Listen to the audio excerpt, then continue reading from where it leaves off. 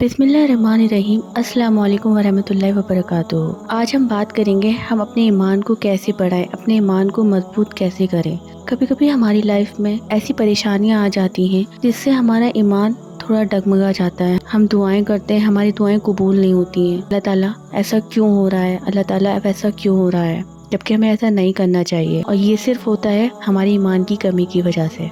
तो आइए देखते हैं कि ऐसी कौन कौन सी चीज़ है जिससे हम अपने ईमान को मजबूत और बढ़ा सकते हैं। सबसे पहले हम कुरान को पढ़ें और उसे समझें, क्योंकि कुरान एक जिंदा दिल किताब है। अल्लाह ने अपने बंदे के लिए इस किताब के अंदर पूरी जिंदगी बयान की है और बहुत खूबसूरत तरीके से।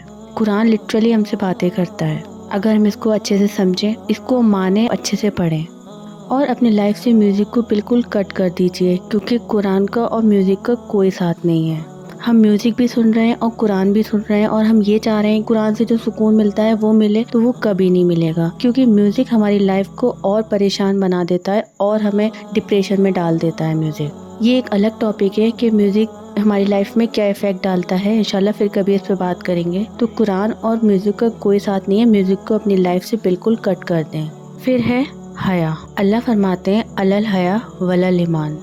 जिसके पास हया नहीं उसके पास ईमान नहीं। ईमान का डायरेक्ट कनेक्शन हया से है। अगर हमारे अंदर हया नहीं है तो हमारे अंदर ईमान भी नहीं है। हया आती ही ईमान से है। फिर आती है नेक लोगों की सोहबत। देखिए, जैसी हमारी गैदरिंग होगी वैसे ही हमारा ईमान होगा, ये बात सच है। अगर हम नेक लोगों में बैठते हैं, अल्लाह पर तवक्कुल रखने वाले लोगों में बैठते हैं, सच्चे लोगों में बैठते हैं, तो हमारा ईमान भी वैसे ही होगा। और अगर हम ऐसे लोगों में बैठते हैं जो नेक नहीं होते, जो झूठ बोलते हैं, जो गुनाह करते हैं और गुनाह करके उन्हें कोई अफसोस भी नहीं होता है, तो हमारा ईमान भी वैसे ही होगा। फॉर एग्जाम्पल, जब हम बर्फ़ के आसपास होते हैं तो हमें बर्फ़ की ठंडक लगती है ना, ऐसे ही हम जब आग के आसपास होते हैं तो हमें आग की भी तपिश लगती है। ऐसी हमारी गैदरिंग का असर हमारे ईमान पर होता है। हम नेक हैं, लेकिन अगर हमारी गैदरिंग नेक लोगों की नहीं है तो हम नेक नहीं कहलाएंगे।